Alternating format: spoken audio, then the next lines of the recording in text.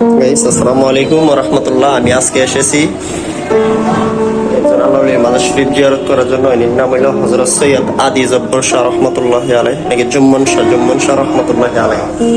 ওনার মাজার শরীফ আমি এসেছি জিয়ারত করার জন্য। ওনার মাজার শরীফ হলো চট্টগ্রাম দিদার মার্কেটের এদিকে এবং এসএস রোড আছে ওই পাশে। ওইটাকে এসএস রোড বলা হয়, নতুন রোড হয়েছে। এই দুই রোডের মধ্যে মাঝখানে এই মাজারটা পড়েছে। আমি এসেছি জিয়ারত করার জন্য।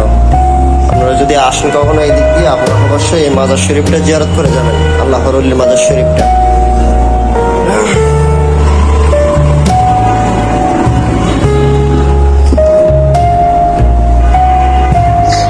এই যে দেখেন মাজার শরীফ হলো এখানে।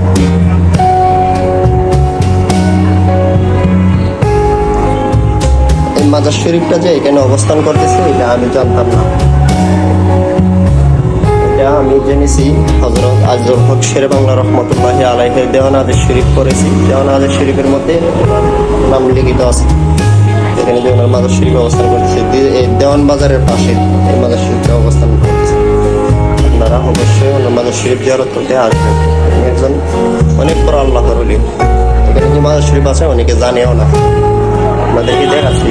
এর পাশেই হলো মেন রোড, চক বাজার চাইতে এবং দিদার মার্কেট এর মধ্যখানে অবস্থান করতেছে এই মাজার শরীফটা। দেওয়ান বাজার দিদার মার্কেটের পাশে দাঁড়ান, দেখাচ্ছি আপনারা।